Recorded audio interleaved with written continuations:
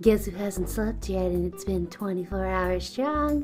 It's this one. Okay, creepiness over. Hey guys, it's Sarvik Nerd here with another Disney College Program related video. This is going to be the Q&A that I promised you guys a little while back. So you guys asked me some questions, I'm going to answer them for you. My next Q&A is going to be about housekeeping. So if you were offered a role in housekeeping or you would like to know more about it, feel free to leave those questions down below and I will answer them in an upcoming video. Also, let me just take this moment to apologize for my horrible lighting that's going on. I am so sorry. It's also 1:30 a.m. so I don't have the best lighting going on right now. Future goals to fix that, but for now, I'm sorry. I am looking away from the camera. I do apologize. I am reading the questions up on the computer that I have up. All right, so here we go.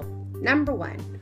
Would you suggest going random with roommates or finding them early online? What are the pros and cons to both? Okay, so personally, I linked up with roommates before the program.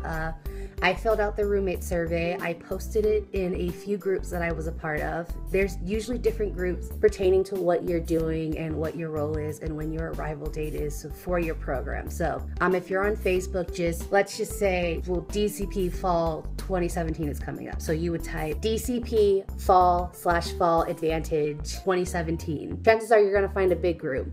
And then you can specify by like your arrival date, your role, things like that. And you can find people with the same role or the same arrival date, which if you're linking up with them, they're going to have the same arrival and departure date. So it's definitely a good group to look out for if you're going to link up with another potential roommate before your program.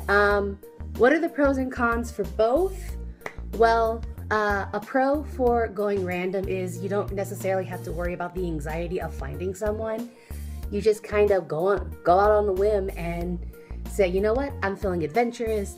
Let's just hope for the best that, you know, I get paired up with someone who I click with. Which leads me into my con for going random. You do not know who you're going to be living with. So that could be a little scary as opposed to the pro for finding them early online. You still don't necessarily know the person as well as you potentially should before moving in with someone. You still get that chance to get a vibe. You get to know them a bit better. So you're not going in completely oblivious to who you're going to be living with. So I'm not saying that always works out, but in my case, it worked out great. I linked up with some pretty amazing girls and we all got along pretty well. So it works out very well. If you do find them early online, I'm still pretty good friends with them and it's pretty cool, guys.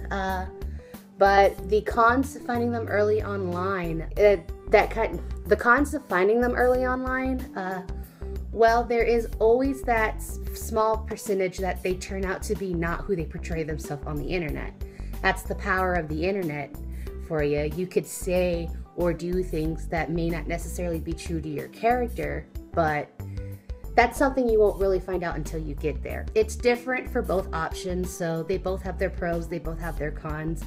It's up to you to decide how you're feeling as far as going random with roommates or finding them early. You're going to know what's best for you and you're going to be able to work it out step by step as you go along in that process. But like I said, personally, I linked up. It worked out very well for me. I wouldn't be opposed to going random if I decide to do the program again, but I really do like the fact that I was able to find people who connected with me and we had similarities because it made it even easier to bond with them over what we had in common. All right, now number 2, how does housing work?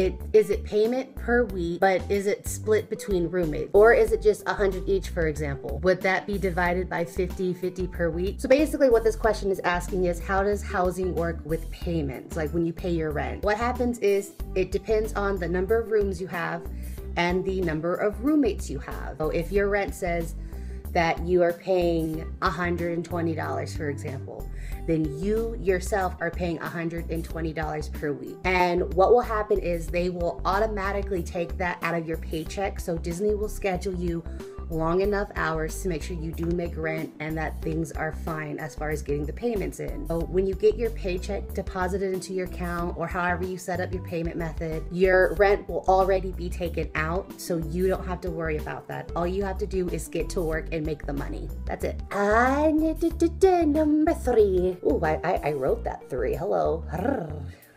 Okay. Number 3. Would you suggest bringing a car or rely on company provided transportation?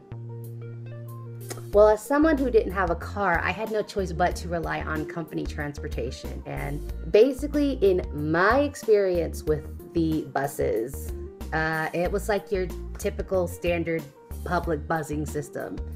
The only difference is it was strictly for the college programmers. There were a lot of things that went wrong, but it still got me from point A to point B all right. It's not the best option, so I do advise that if you do have a car and if you can drive and you want to have the ability to go whenever, wherever you want, then yes, do bring your car. But let's just say you don't have a car, or like you can't bring your car. It's not too bad taking the buses. There could be better options, but you'll do fine, I promise. Number 4, how do you deal with money and or saving during your program?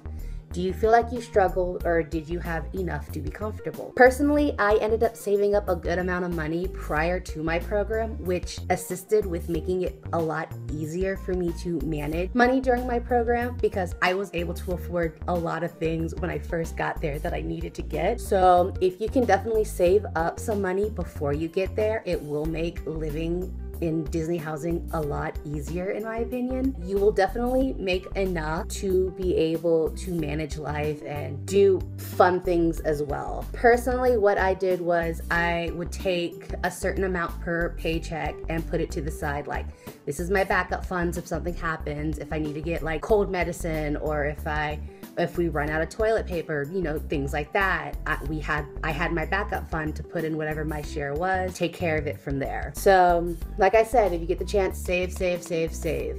But Disney definitely paid me enough to make sure I was perfectly comfortable, on top of saving enough prior to being there. You will be fine financially, I promise. So long as you budget and spend wisely, you should be okay. Number 5, how often did you get to go to the park? Personally, I wish I went to the parks a lot more than I did, but I certainly had plenty of time to play in the parks if I chose to do so. So I had plenty of time to play in the parks whenever I went. Okay, number 6. Do you have enough time outside of work to go out and do things like go to the parks, Universal Studios, socialize, etc.? Disney will definitely give you enough time to do these things. Sometimes, depending upon where your location is and what your role is, this may be a bit trickier, because there are some cases where there are college programmers working 60 to 80 hour weeks. That's at least from what I've heard.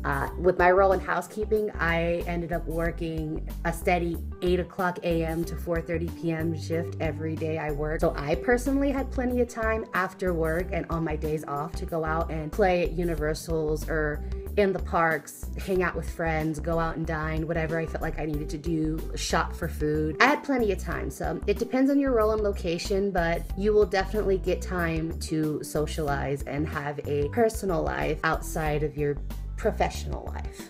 You'll be fine, I promise. Number 7, when did you find out what your role was? So I found out my role as soon as I was accepted, and I accepted my program. They told me in an acceptance letter that I had gotten housekeeping, and I accepted my role. And then I found out my location in my second arrival itinerary that they sent us, which is a little different. And I want to bring that up, that it used to be that you didn't find out your location for your role until you arrived for casting, and then they would tell you your location based upon where they put you. But it was different this time, where you receive an arrival itinerary and it tells you what times you have to do what when you first get there. But this time they randomly sent a second arrival itinerary, and if you opened it, it actually showed where your location was. So that was a little different, and we got to find out sooner than when our casting would have been. So I don't know if this is a thing that's going to stick, or if they were just trying it out or what, but that's what happened for my program at least. But yeah, it was in September when I found out for the spring program. And number 8, after arriving to the college program, when did you get to go into the park? You will get to go and play in the parks as soon as your traditions is over with. Once you finish traditions, you'll receive your cast member ID, and you can officially start going in and playing in the parks. And that is all the time that we have for today. If you have any more questions as well regarding the Disney College program in general, feel free to ask those down below as well, and I will try and answer them to the best of my ability. And like I said, I have an upcoming video for Disney's housekeeping Q&A, so if you have any questions pertaining to housekeeping, feel free to ask those down below, and I will answer them as soon as I possibly can as well. Until next time, you guys, this is Sarvic Nerd, and I love you. Bye.